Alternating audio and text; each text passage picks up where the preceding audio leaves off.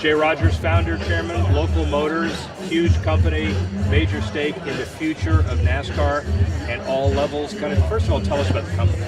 Local Motors is a technology company that designs, builds, and sells vehicles. And really we pioneered two things. We bring open development through the web, tied to micro factories that make small volumes of vehicles. It's a new way to bring vehicles to market.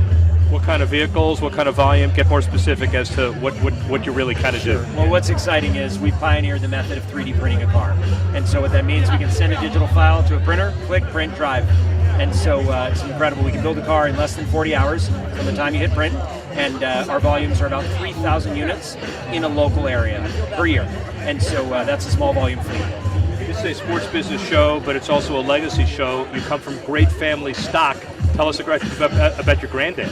You know, growing up, my grandfather he owned a great iconic American company called the Indian Motorcycle Company. 1940 to 1953, he won 4 Army Navy E's, competitor to Harley Davidson, building the first 1,000cc bike, and he built a major new factory in America in Springfield, and taught me how to make vehicles. It was wonderful.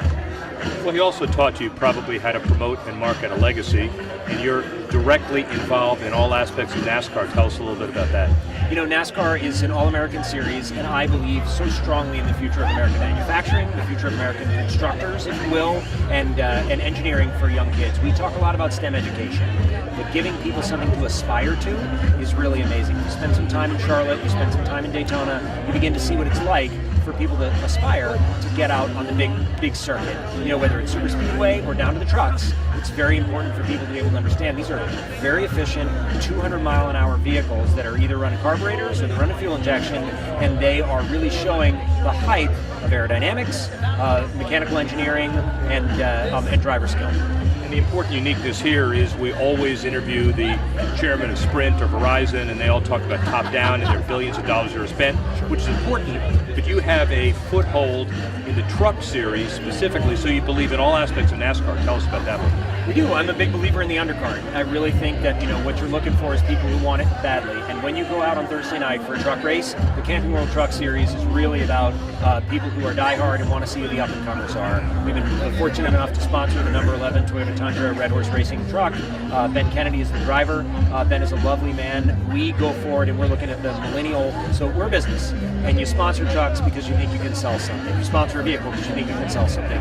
We're selling to millennials. We want the millennials to believe in the future of manufacturing. Ben is a millennial. So getting him to tell people the story of this is what racing's about, and this is what the 3D printed car is about, it's a great fit for us. Is the decision to sponsor the Camping World Truck Series and Ben specifically, the ROI on it, is it pro rata, kind of the same ROI as the Sprint Cup Series? Are there differences or there similarities? I'm going to challenge this one for a second from a question point of view. We look at return on community for us. And so return on investment is only a piece of it. When we build community, our business thrives on ideas that come in, and then we thrive on customers. Two-sided marketplace. So we want people to contribute to the 3D printed car, and they get remunerated if their idea goes to market. Then we want people to buy it too. So the return on community is if I've got 100,000 people going to a race, I want to be able to pull out 1,000 of them to join our community because odds on they know something about mechanical engineering, electrical engineering, aerodynamics, that kind of thing. So for us, that's what it's about. We have a new Jay Rogers introspective regarding the calculation. It's no longer ROI, it's ROC, ladies and gentlemen. That's fine. But as it relates to the truck series as well, the numbers are different. Attendance is different, the reach is different as well, but you adjust to that. What are the different calculations? So when you're looking at sponsoring a race truck, you really have to look at who's watching, and you care about the cost, of course, that you're going into, but it's fairly equilibrated across the teams. And really what you want to do is you want to have a chance to be able to get more than just on-track exposure. You want to be able to get off-track exposure, so you're thinking about the business of speed. The business of speed is not about going fast. You go fast if you have great fans, if you have a great team, if you have a great driver, and you have good rules. And so the bottom line is you need a lead, you need all of those pieces, and then you go fast. So as a sponsor, if we're looking at generally acceptable packages for everyone, And we want, if you take those 4 pieces, all of those have a benefit to the company. And so we look at those for exposure. So from a return on investment perspective, we want to be seen. If you are a fuels company, you're looking at a different buying profile. For we are an OEM, but we don't make the motors that are going in. We literally make the engines. And so we're looking for people to see the name on the back of the truck, and we want something where they go, oh, you make Verados, you make Rally Fighters, and you make 3D printing cars. In very specific metric analysis, you clearly map it all out, but there's also some emotion and intuition. Obviously, you believe in NASCAR. I believe in NASCAR. I believe in NASCAR as something where the roots of it have been very much in the competition spirit of stock car racing, where you run what you brung, you go out there and you say, I made it, or I race this, I believe in Toyota, I believe in Ford, I believe in Chevy, I believe in those vehicles, and you out there to see how fast you can make them go. I believe in the competitive spirit of always trying to shave off a little bit here, shave off a little bit there. You know, I have respect for what Mike Helton has to do, and you know, I mean, he has the biggest mustache and the biggest job out there. He's really got to keep the teams racing hard. Where's your ceiling? Will you go? Are you global? Do you go global? We were built as a micro multinational, and what that means is our community exists all over the world. You will see microfactories in the next, Germany will come up next, and then you will see Singapore, China, South Korea, you'll see us in Russia, so all over the world.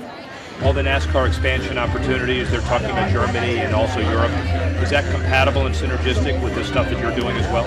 I can't tell you, NASCAR, I can't tell you how excited I'd be about that. If NASCAR goes international, it's perfect fit for us. Well, we have a conditioned deal here, ladies and gentlemen, for that too as well. Activation, really important. We're here at an event that you're co-sponsoring. It is in Phoenix. Talk a little bit about how important this particular market is, PIR, and what it means to the community from your perspective. Look, there are many cities in America that have a combined statistical area. Phoenix is one of the few that is only an MSA, a Metro Statistical Area, because there's one town. That's it. 4.5 million people. And we exist for ourselves here.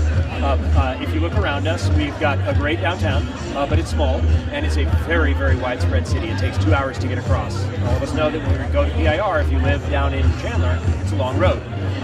2 races a year. It's an epic experience to go out there. It's one of the most beautiful tracks in NASCAR, and it means a lot to the community. It means a lot to up to West Phoenix, and you know, it's out there close to Glendale. You've got the football stadium. You've got a lot of things that are growing in Phoenix, and when we run a great race out there, and hopefully new series to come, maybe IndyCar, maybe other things like that, very exciting to see things. Hopefully we can get Formula E out here.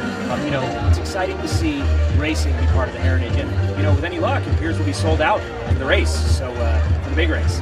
So that's exciting. Local guy, North American sponsorship, international aspirations too. So there are a lot of pieces to this relationship with NASCAR. For sure. So if you look at it, the last big company to come out of Phoenix that was doing something in manufacturing have been really on the component side. Intel, Apple, Motorola, and those are not products where people sort of make them synonymous with Phoenix.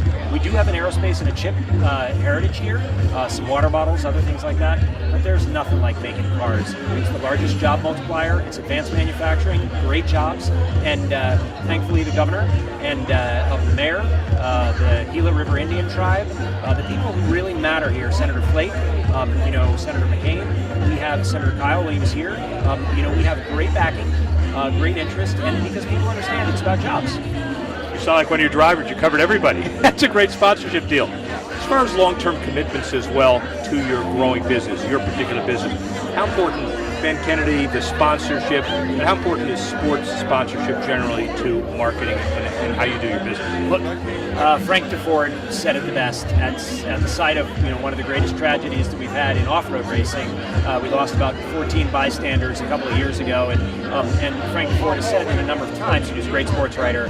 He said, you should not bemoan the death of bystanders. It has happened on and off in racing many times, and it is regrettable.